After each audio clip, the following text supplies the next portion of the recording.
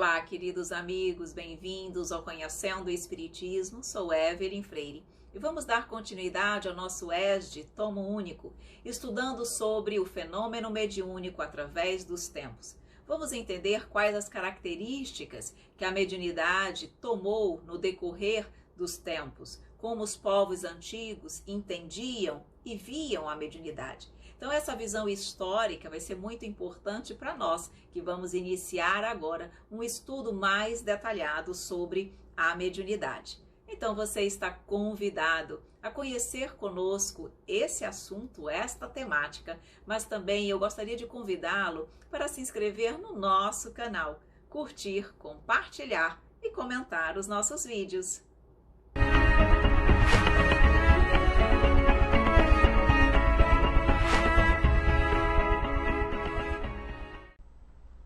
Olá, meus queridos amigos, vamos então dar continuidade ao nosso estudo sistematizado da doutrina espírita Tomo Único, hoje estudando sobre o fenômeno mediúnico através dos tempos. O que é que nós vamos estudar na aula de hoje? Vejam, vamos indicar as principais características da manifestação do fenômeno mediúnico ao longo do tempo e apresentar uma visão histórica representativa da expansão do fenômeno mediúnico. Então é importante nós sabermos como se dava a manifestação dos espíritos no decorrer da evolução da humanidade.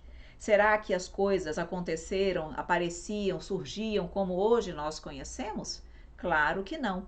E é importante nós sabermos como foi essa evolução, como tudo começou, como a humanidade foi evoluindo, desenvolvendo, ampliando as suas percepções, até chegar na mediunidade como hoje nós a conhecemos. Então nós que vamos, agora o ESD, Tomo Único, ele vai adentrar muito mais profundamente na mediunidade. Então precisamos começar estudando exatamente sobre os aspectos históricos da mediunidade. Então vejam, sendo a mediunidade uma faculdade inerente ao ser humano, a comunicação entre os dois planos da vida sempre foi conhecida, desde tempos imateriais. E nós vamos ter a oportunidade de estudar e de compreender que a mediunidade é uma faculdade inerente ao ser humano, tá? Não é algo destinado apenas a seres especiais. Não há isso. Todos nós temos de alguma forma a possibilidade de nos comunicarmos, de percebermos, de sentirmos o plano espiritual. E a mediunidade é isso, essa capacidade de perceber o plano espiritual, e isso faz parte da condição humana. Logo, os seres do passado também tinham essa faculdade, essa percepção. Embora não entendessem, embora não soubessem explicar, embora não soubessem as nuances e as informações que a doutrina espírita nos traz, mas ela já existia. Então, os primeiros habitantes do planeta chamavam Deus a qualquer coisa que lhes escapava ao conhecimento, tais como os fenômenos da natureza e os indivíduos com habilidades que o distinguiam dos demais. Tudo aquilo que o homem não sabia a explicação ou não compreendia, ele colocava à conta de deuses. Isso se referia aos fenômenos da natureza, mas também aquelas pessoas que apresentavam percepções diferenciadas, que os diferenciavam do restante da humanidade. E eles também, muitas vezes, eram colocados à conta de deuses. E hoje nós sabemos que são os médiuns, pessoas que têm a capacidade de se comunicar com a espiritualidade. E nada de deuses, nada de algo sobrenatural. E assim rendiam-lhes cultos e ofereciam aos deuses sacrifícios humanos e de animais, assim como oferendas dos frutos da terra, porque eles acreditavam que realizando esses sacrifícios eles iriam agradar aos deuses e domar, amenizar a sua fúria, principalmente no tocante aos fenômenos da natureza. É natural que eles compreendessem dessa forma, não tinham o entendimento que nós temos hoje para pensar de outra forma. E vejam que eles já tinham a ideia da divindade, porque a ideia da divindade é algo que nasce com a criatura, tá? Nós já temos a lei de Deus gravada em nossa consciência. Então, a ideia de divindade já vinha com eles. Então, eles acreditavam que esses deuses, se eles recebessem oferendas e sacrifícios humanos de animais, como ele coloca aqui, frutos da terra, isso poderia amansá-los e eles seriam mais benévolos para com o homem. Entretanto, teve de se submeter a um processo lento e gradual de evolução, cuja história acompanha a própria evolução do espírito. Meus queridos amigos, a lei do progresso é uma lei divina. Tudo se submete ao progresso. O espírito, os mundos materiais. Por que a mediunidade? Por que com a mediunidade seria diferente? A mediunidade, ela acompanha a evolução da própria humanidade. Então, é claro que à medida que o homem ia evoluindo, o corpo físico da criatura ia pouco a pouco propiciando melhores condições de intercâmbio com o plano espiritual. Nós vamos estudar no decorrer do nosso curso que a mediunidade, ela na realidade é uma faculdade orgânica. O nosso corpo, ele apresenta as condições necessárias para o desenvolvimento da mediunidade. O nosso perispírito, ele é preparado para a mediunidade e, consequentemente, o perispírito imprime no corpo físico aquelas modificações necessárias à mediunidade. Ora, se o povo daquela época, espiritualmente falando, era menos desenvolvido, consequentemente, o seu corpo material também. E logo oferecia maiores limitações às potencialidades do espírito. Logo, o espírito não poderia se manifestar com toda a sua plenitude, hoje ainda não pode. À medida que evolui, essas manifestações se tornam mais amplas, se tornam mais belas. Portanto, a mediunidade também evoluiu junto com a evolução da humanidade. Mas, em obediência à lei do progresso e pelo exercício do livre-arbítrio, o homem começou a entesourar conquistas nas sucessivas experiências reencarnatórias, porque nós já não sabemos que nós vamos pouco a pouco evoluindo e adquirindo conhecimento. É o que está sendo dito aí. O homem foi pouco a pouco evoluindo e adquirindo essas experiências reencarnatórias e agregando valor. Então, ele com isso, ele aprende a utilizar a energia espiritual da qual é dotado, extraindo elementos do fluido cósmico universal, a fim de elaborar e aperfeiçoar seus mecanismos de expressão e de comunicação entre si, com os habitantes do mundo espiritual também. Então, à medida que ele foi se desenvolvendo, ele diz aí, ele foi aprendendo a extrair elementos do fluido cósmico universal e aperfeiçoando a forma de comunicação. Nós já não sabemos também, estudamos agora há pouco sobre as criações fluídicas, o magnetismo. Nós não compreendemos a força criativa que é o pensamento, como o fluido cósmico universal é o veículo de transmissão do pensamento, como nós utilizamos os fluidos, os pensamentos para iluminar ou para destruir. Tudo isso veio em decorrência da maturidade do homem. Nós não aprendemos isso da noite para o dia. Isso é um processo lento e gradual de progresso.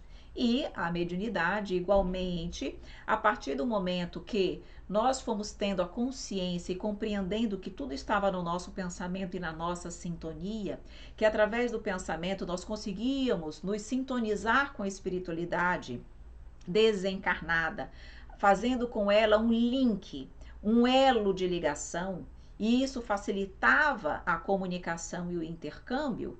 Naturalmente, o homem, utilizando essa potencialidade de uma forma melhor, ele permitiu o desenvolvimento da mediunidade. É o que ele diz aí, aprende a refinar as ondas do pensamento, emitindo vibrações que atraem o pensamento e as ideias dos espíritos semelhantes, encarnados e desencarnados, por meio dos recursos da sintonia. Então, ele vai aprendendo isso com o tempo. Assim, inicia-se o processo civilizatório propriamente dito, que tem o poder de modificar a face do planeta. O processo evolutivo não foi, obviamente, executado exclusivamente pelo indivíduo, sempre esteve secundado pelas inteligências superiores, permitindo que o corpo espiritual, que o perispírito, se aperfeiçoasse também e, como resultado, produzisse um veículo físico apto a alcançar voos mais altos. Meus queridos, nós já tivemos a oportunidade de falar isso lá quando nós estudamos o EG 1 e falamos sobre princípio material e princípio espiritual, onde nós dissemos que, conquanto sejam dois princípios distintos, eles evoluem através de um acordo, de um contato mútuo. Um cresce e evolui através e por intermédio do outro. Então vejam o que ele está querendo dizer aqui. Primeiro, que a evolução ela é sempre secundada pela espiritualidade superior, porque tudo acontece no momento e na hora certa. Mas ele diz aqui que à medida que o espírito evoluía, o corpo espiritual se aperfeiçoava, porque o corpo, o perispírito, ele não reflete o que o espírito é, sublimado e imperfeito. Então, o perispírito foi aperfeiçoado e, como resultado e consequência, ele imprimiu um corpo físico mais aperfeiçoado também, como ele diz, apto a alçar voos mais altos. E isso significa o quê? Ampliando as suas percepções mediúnicas. Quanto mais o nosso corpo físico ele se depura, mais hábil, mais fácil é para que ele se relacione com o plano espiritual. Assim, por meio da sintonia, emite vibrações que atraem o pensamento e as ideias dos espíritos semelhantes, encarnados e desencarnados. Na obra Evolução em Dois Mundos, André Luiz afirma que a intuição foi o sistema inicial de intercâmbio. Lembram que nós sempre falamos da intuição, das nossas percepções, das nossas inspirações? Isso, na verdade, já foi o início, o start do processo mediúnico. Hoje todos nós somos intuídos e inspirados de forma tão natural que nós nem prestamos atenção e muitas vezes nem sabemos que aquela intuição que nos chega, aquela percepção é uma influência espiritual. É um espírito que nos está trazendo aquela ideia, tá? Mas isso é um intercâmbio mediúnico. O intercâmbio mediúnico não é a percepção do plano espiritual. Se eu percebo a ideia que me chega à mente, é um processo mediúnico. E é por isso que todos nós somos mais ou menos médiuns, porque somos capazes de sermos intuídos e inspirados pela espiritualidade. E essa é a forma, foi o intercâmbio inicial do processo. É assim, foi com a intuição que a mediunidade começou a surgir no mundo terreno. O ser espiritual convence-se de que a mente é a orientadora das necessidades evolutivas. Ao emitir projeções, envolve a pessoa em um campo energético, uma carapaça vibratória. O pensamento, força criativa, envolve as mentes dentro do seu raio de ação, mas também pelos mecanismos de reciprocidade. É influenciada por espíritos encarnados e desencarnados, superiores e inferiores. É dizer, nós estamos a todo momento influenciando encarnados e desencarnados e sendo influenciados por encarnados e desencarnados. Então, conforme o nosso campo vibratório, conforme o nosso campo energético, nós vamos atrair espíritos na mesma condição vibratória, na mesma sintonia vibratória que eu estiver, dentro daquele raio de ação que eu estiver.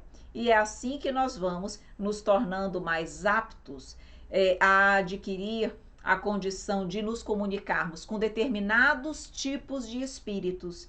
Por quê? Porque eu vou atrair determinados tipos de espíritos pelo meu pensamento e pelas vibrações que eu emano. Então, a mediunidade primitiva, nós já sabemos que ela iniciou com a intuição. Então, a intuição é a mediunidade inicial. O médium é idólatra, adora ou teme as forças da natureza, nomeadas como deuses. Era o sol, a lua, o céu, as estrelas, chuva, árvores, rios e até mesmo o ser humano que se destacava na comunidade.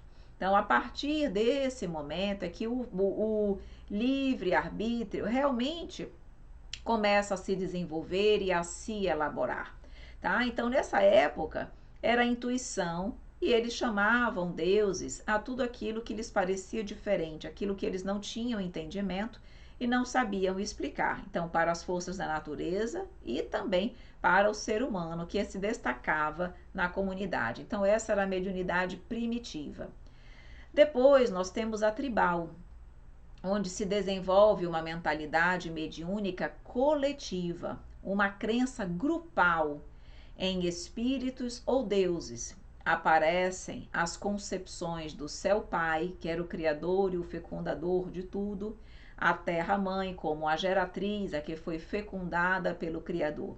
Então não era algo mais específico, individualizado, já era uma mentalidade coletiva, como ele diz aqui, era uma crença grupal em espíritos ou deuses. Então, aquela coletividade inteira, ela tinha essa crença de que havia realmente deuses, como ele colocou aí, Deus Pai, Céu Pai, a Terra Mãe, tá? Então, ela deixa, ainda é, claro, num passado, com certeza, mas ela já foi chamada de tribal, porque ela já tinha essa característica de uma mentalidade mediúnica coletiva. Depois nós passamos para a época que nós chamamos de fetichismo.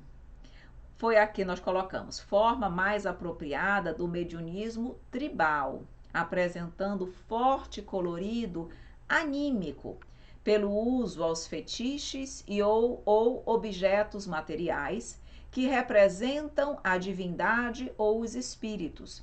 Surge a figura do curandeiro ou feiticeiro, altamente respeitada e reverenciada, amada e temida pelos demais membros da tribo ou clã. Em algum momento, estas práticas se desdobraram em outras, conhecidas como o vodu e a magia negra. Quem não lembra dos curandeiros e dos feiticeiros, como nós víamos nas tribos, realmente nessa coletividade tribal? Isso é muito comum nós vermos ainda em muitos filmes que nos mostram a importância que tinha o curandeiro. E aí eles tinham realmente, gozavam de muito respeito perante a coletividade, perante a tribo. Mas é o que nos diz aí também a doutrina, em função do progresso e do desenvolvimento, em algum momento essas práticas acabaram desencadeando o que nós conhecemos como vodu e magia negra, que já é uma utilização deturpada e perniciosa da mediunidade. Mas tudo isso começou em função do fetichismo, que é essa forma um pouco mais aprimorada do mediunismo tribal. Ainda temos o que nós chamamos de mediunismo mitológico, onde a prática mediúnica caracterizava-se pela presença dos mitos, que eram simbolismo narrativo da criação do universo e dos seres, e pela magia, práticas mediúnicas e anímicas de forte conotação ritualística. Nessa época, o mediunismo mitológico, ele acreditava que a criação do mundo decorria da influência aí, da conexão, da união de deuses, seres mitológicos com o próprio homem, tá? Então, isso era muito comum nessa época, sim. Então, esse mediunismo mitológico, ela foi também uma época onde muito se utilizou da mediunidade, onde se buscava saber do futuro, das chamadas pitonisas. Então, essa época também nós vivenciamos no nosso passado, no nosso primitivismo. Temos ainda o chamado período do deus védico da guerra. A religião védica é precursora do hinduísmo moderno. Os textos considerados pertencentes ao período védico são principalmente os 4 Vedas. E nesse, quem tem acesso a essas informações percebe que essa cultura, ela já traz de uma forma muito forte e clara a mediunidade. no sentido deles compreenderem e já entenderem mais o que era a mediunidade e essa capacidade que o ser humano tem de se relacionar com os espíritos. O mediunismo oracular, muito usado durante também o início da civilização. Então vejam, é o mediunismo que aparece no período da história humana, considerado como o início da civilização. É politeísta na época, era politeísta e religioso, onde se acreditava em vários deuses e por isso que era realmente oracular, porque achavam que os deuses geriam a vida dos seres humanos.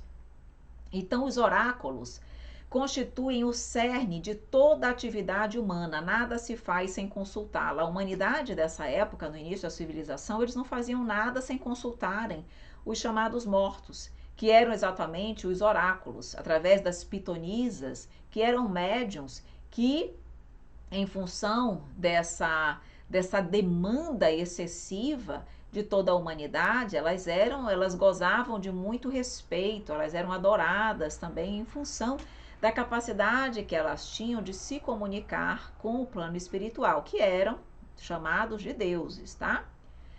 Então a Grécia torna-se o centro da mediunidade oracular, sendo o oráculo de Delfos o mais famoso. O oráculo pode representar a divindade que fala por voz direta, podia estar encarnada em um médium ou ocupar temporariamente o seu corpo para se manifestar. Então vejam, era como se os oráculos fossem o lugar apropriado para que esses deuses se manifestassem, trouxessem as suas informações. E ele, como ele diz aqui, podia falar por voz direta. Nós vamos estudar isso quando nós formos estudar mediunidade de efeitos físicos, mas a voz direta é quando todos nós ouvimos uma voz, não tem ninguém falando, ela não vem por intermédio de alguém, é uma voz que nós ouvimos no ambiente, isso é voz direta, tá? Como podia vir através da médium, das pitonisas, num processo que nós vamos estudar também, que se chama psicofonia.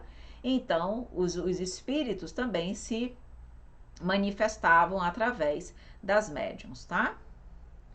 Nós vamos ver agora um vídeo que fala um pouquinho sobre o oráculo de Delfos e vamos entender a importância da mediunidade oracular nessa época.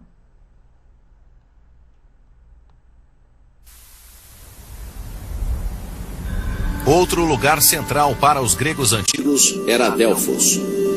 Místico e misterioso, Delfos talvez seja mais conhecido como o lugar onde residia um famoso oráculo.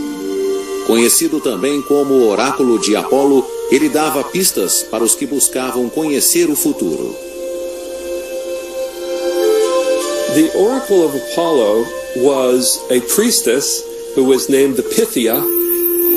People would come from all over the known world to seek the advice of this priestess for important questions, often affairs of state, political questions, and direction. Infelizmente, o oráculo falava em uma língua que ninguém entendia. Suas afirmações sobre o futuro tinham que ser traduzidas por um profeta, mas mesmo assim suas profecias eram sempre obscuras. There's one famous ambiguous answer in which a great king asks the oracle, "Should I go to war?" And the oracle says, "If you go to war, you will destroy a great kingdom." And so the guy goes to war, and of course his kingdom is the great one destroyed. And he should have read that the right way. The oracle always gives you a kind of question in return, a puzzle, an enigma that you have to answer. Humans are born and they grow up and they make a choice to do this and to do that. At any point in their life, they could go to Delphi and hear an oracle like, beware of the sea because it will kill you. And you spend your whole life avoiding the sea so that you won't get killed.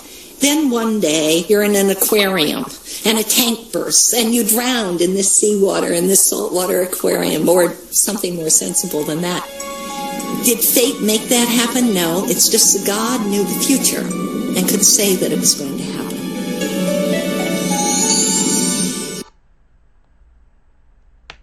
vejam então, queridos amigos, que é muito interessante quando nós estamos aí vendo sobre o oráculo de Delfos, que nós percebemos o quê?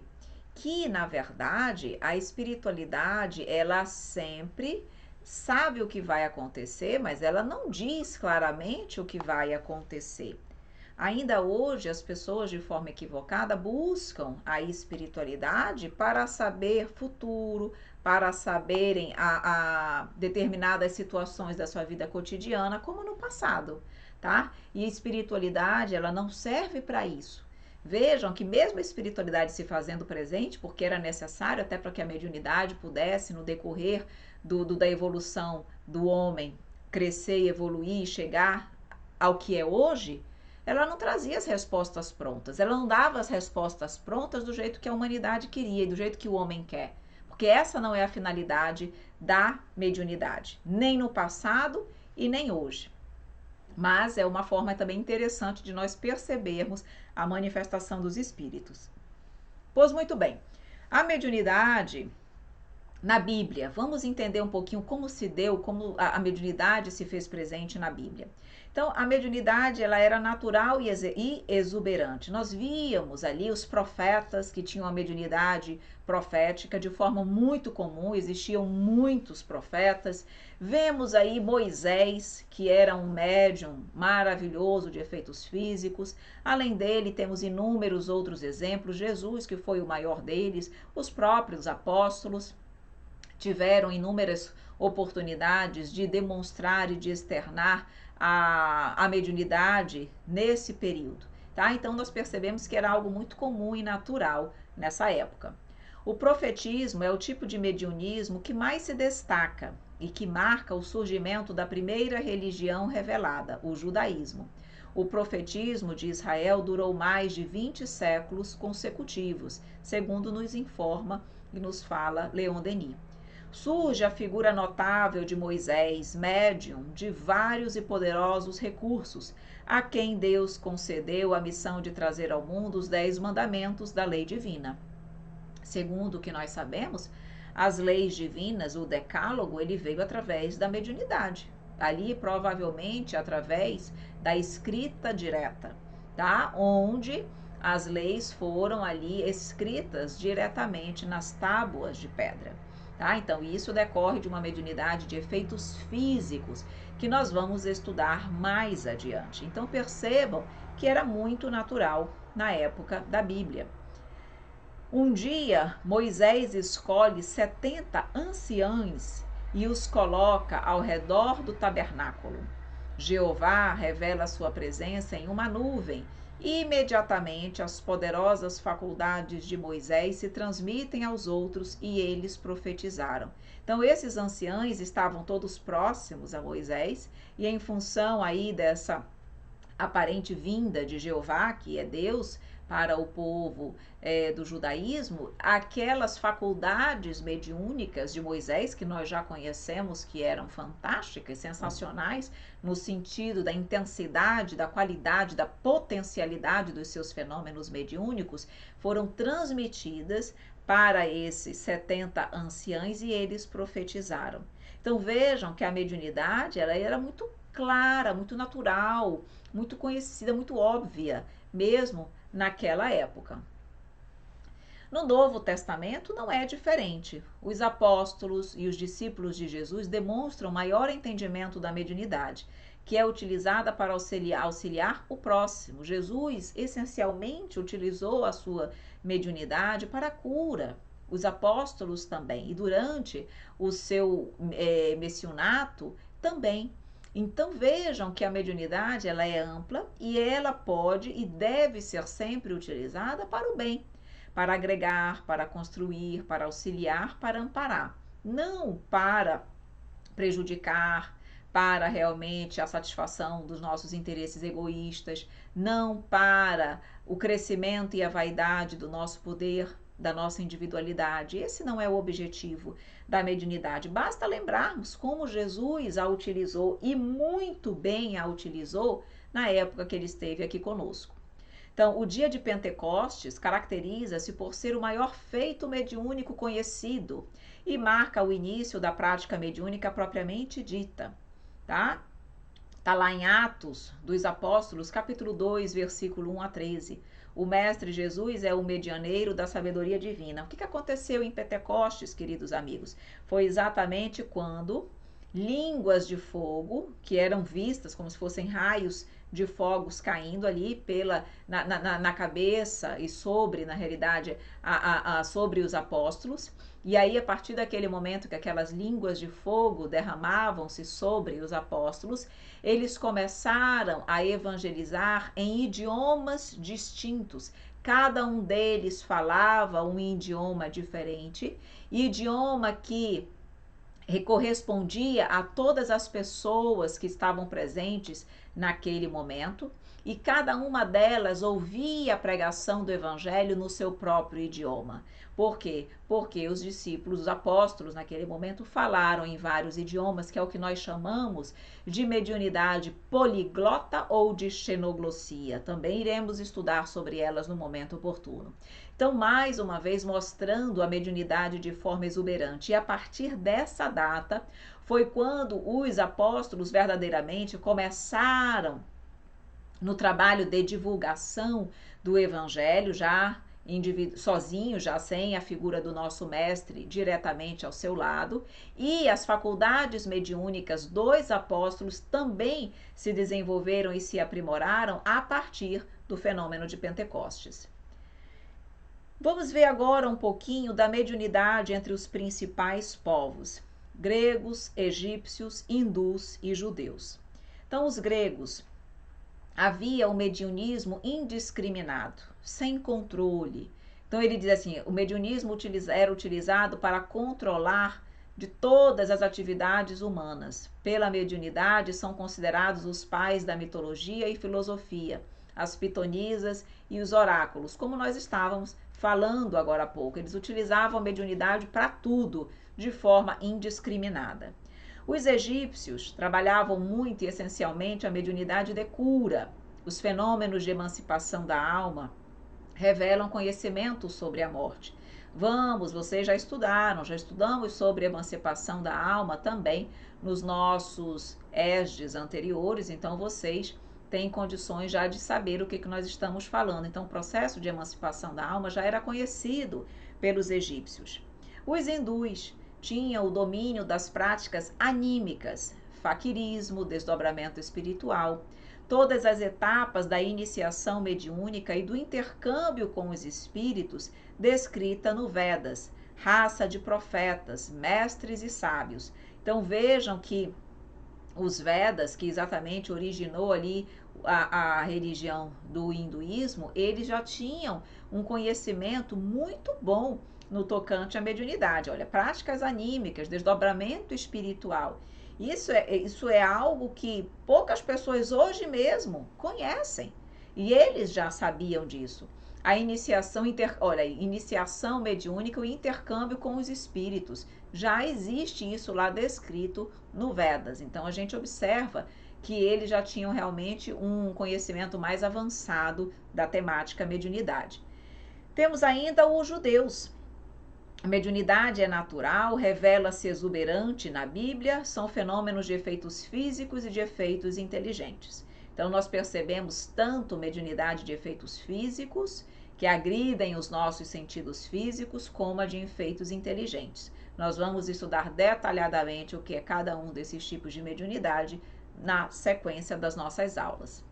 Vamos continuar, então, vendo um pouquinho da mediunidade através dos povos. Vamos ver na Itália. O privilégio de evocar os espíritos, primitivamente reservado aos membros da classe sacerdotal, espalhou-se pouco a pouco entre o povo. Tertuliano trata em termos explícitos das mesas girantes e falantes.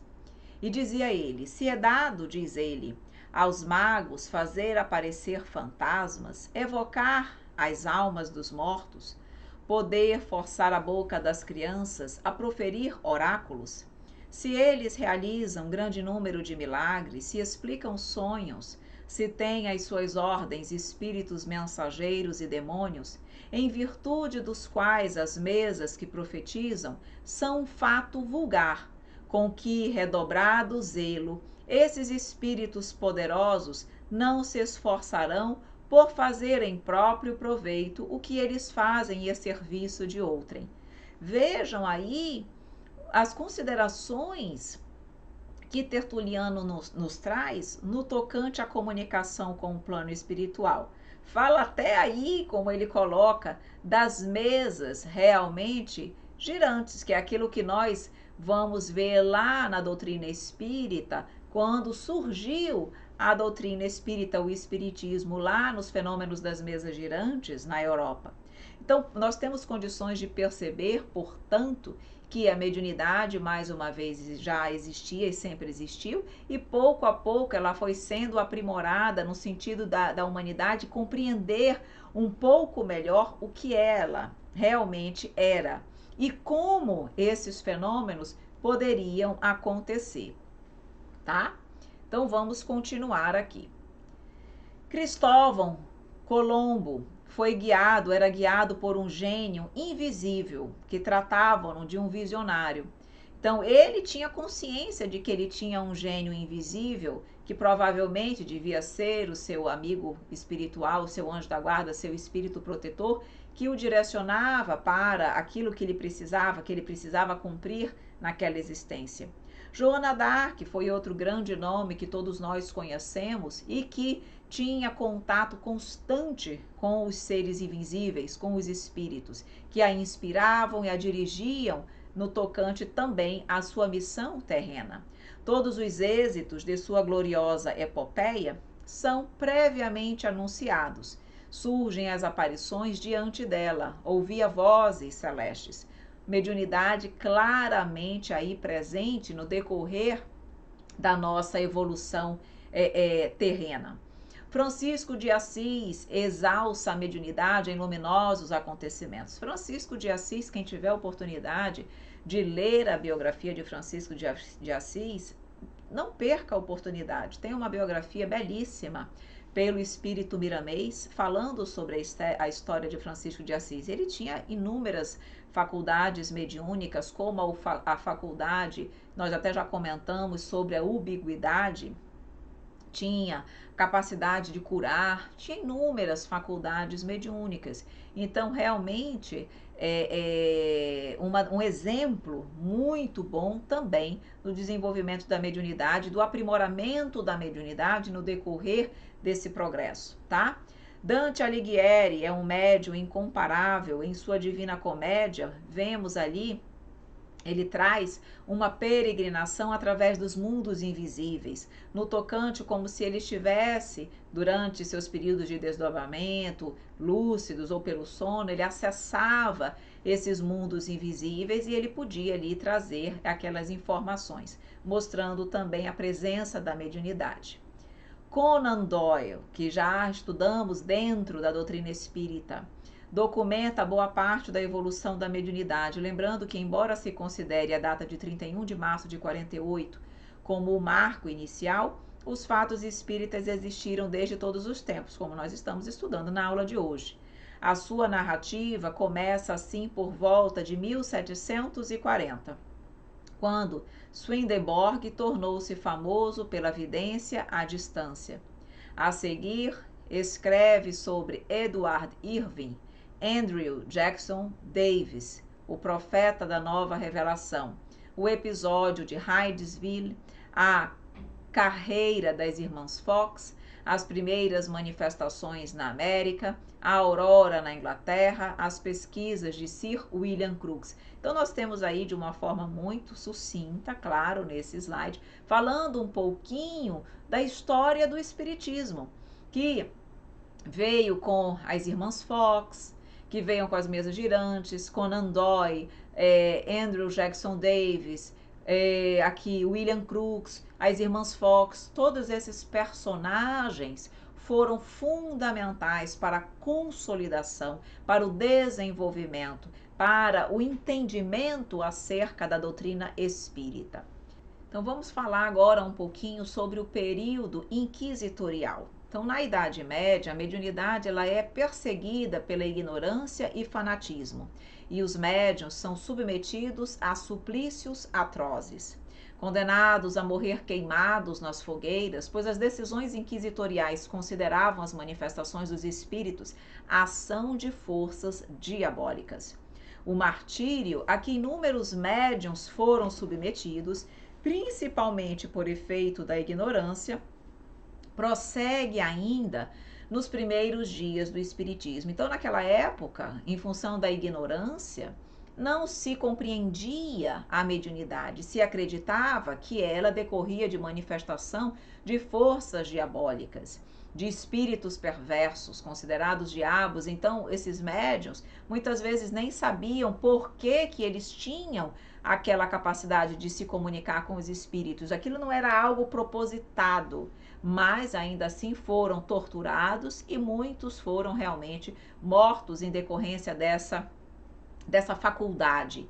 E lembremos que no início do Espiritismo também a própria doutrina sofreu a influência do período inquisitorial. Então, a história registra o Auto da Fé em Barcelona, no qual 300 volumes de brochuras espíritas foram queimadas por ordem do bispo da província, em 9 de outubro de 1861, na tentativa infrutífera de destruir a nova doutrina que surgia, cuja origem e natureza ainda não eram compreendidas. Então vejam que a própria doutrina sentiu a força ainda desse processo inquisitorial. E aí o que acontece?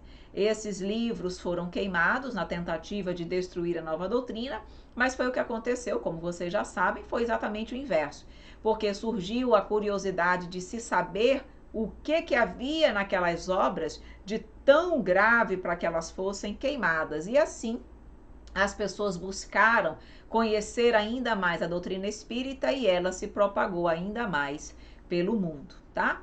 Não podemos deixar de falar sobre dois grandes marcos da doutrina espírita, que foi o episódio de Hydesville, com as irmãs Fox, que nós sabemos que iniciaram ali os fenômenos mediúnicos, onde um espírito chamado Charles Roseman, que havia sido assassinado na casa onde elas moravam, começou a se comunicar através de batidas nas paredes, movimentação das camas. A partir daí, elas começaram a se comunicar com ele, criaram a telegrafia espiritual. Através das batidas, inicialmente, ele ia respondendo perguntas, depois através das letras do alfabeto, relacionadas com o número de batidas, e se foi possível ali saber um pouco da sua história, porque ele foi assassinado, quem o fez, e a partir daí, não apenas com as irmãs Fox, mas durante toda, na realidade, pelo período, aquele período todo ali do nascedouro da doutrina espírita, esses fenômenos aconteceram em vários países, em várias regiões do mundo. Mas foi o episódio de Hydesville que foi considerado o surgimento, aquele fenômeno que deu origem à doutrina espírita. E não podemos deixar de destacar como outro grande marco da doutrina espírita o lançamento do Livro dos Espíritos em 18 de abril de 1857. Por quê? Porque foi aí que iniciou a doutrina espírita realmente. Por quê? Porque foi o primeiro livro da codificação e a partir daí vieram os outros 4. O Livro dos Médiuns, o Evangelho segundo o Espiritismo, o Céu e o Inferno e a Gênese. Mas tudo iniciou com o Livro dos Espíritos, que na sua primeira versão, na sua primeira publicação, tinha 501 perguntas, e hoje nós sabemos que tem 1019, 1018, dependendo da publicação e da editora. Perfeito? Então, realmente é um marco também fundamental para a doutrina. E por fim, queridos amigos, nós trazemos aqui uma reflexão para finalizar o nosso estudo de hoje sobre a mediunidade através dos tempos.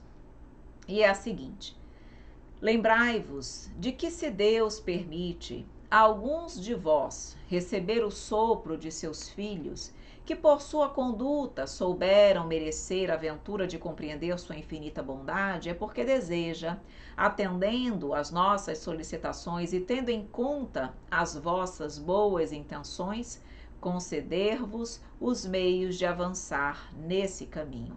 Assim, pois, médiuns, aproveitai essa faculdade que Deus vos concedeu.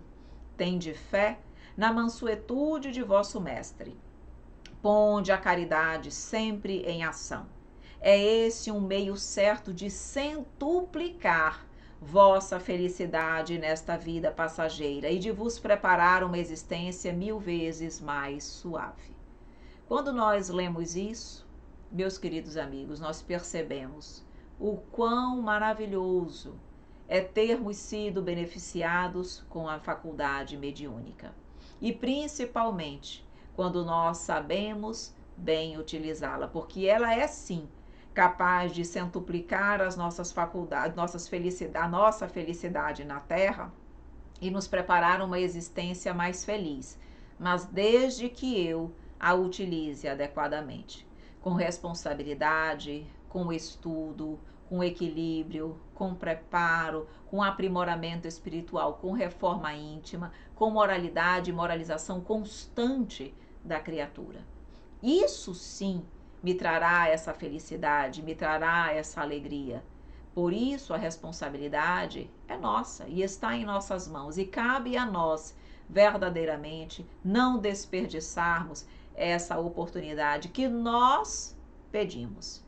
Então, queridos amigos, vamos a partir de agora estudar também um pouco mais detalhadamente a mediunidade. Eu espero que você que conheça, que tem a mediunidade ou que de alguma forma se identifique com a mediunidade e opte um dia em trabalhar com ela, que você nunca esqueça que a mediunidade ela tem que ser sempre com Jesus. E o que significa a mediunidade com Jesus? É aquela mediunidade pautada no amor e na caridade, na devoção e na renúncia pelo outro, e nunca na busca pela satisfação pessoal. E por fim, meus queridos amigos, o nosso muito obrigada pela nossa aula de hoje. Sempre uma alegria muito grande contar com a sua companhia, ter a sua confiança na condução deste curso. Para nós é uma grande honra e o nosso muito obrigada. Deixamos, como você já sabe, os nossos contatos, as nossas redes sociais, para que você possa mais facilmente nos achar. Então, nosso canal no YouTube, lembrando que para você acessar o que você quer estudar, procure as playlists, cada uma é um estudo diferente. O nosso Instagram, o nosso canal no Telegram, para que as novidades, tudo aquilo que sai de novo, de mais atual, seja lá colocado, para que você possa estar sempre atualizado das novidades do CE. O nosso portal, o nosso site, onde você pode acessar a nossa loja virtual, os nossos livros, os nossos artigos em vários idiomas. Pode acessar também a nossa sala de aula, onde nós colocamos lá todo o conteúdo dos nossos estudos. E você, se tornando um membro, pode acessar tudo de forma gratuita, o nosso e-mail e o nosso telefone de contato. Certo, meus amores? Um grande abraço, um grande beijo, muito obrigada. E até o nosso próximo estudo, se Deus quiser.